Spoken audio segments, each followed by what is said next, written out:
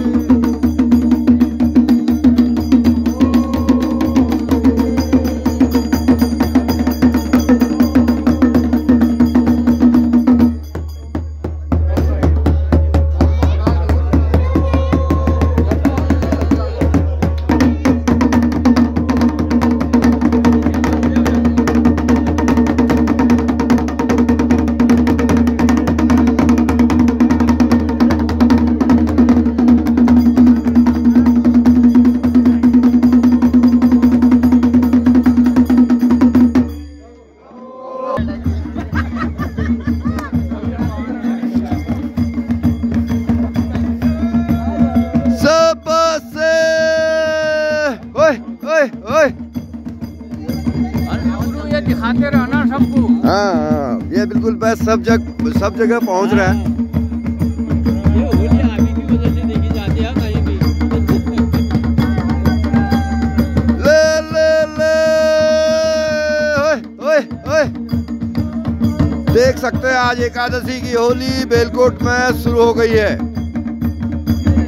तो होलारू का उत्साह थमने का नाम नहीं ले रहा है। तो देख सकते हैं काफी सुंदर होली बेलकोट की। लोग अपना सारा काम छोड़कर बहुमूल्य समय निकालकर इस होली का मनोबल और आगाज करते हैं। और सभी बच्चे, बूढ़े, जवान, युवा सभी लोगों को आप देख सकते हैं।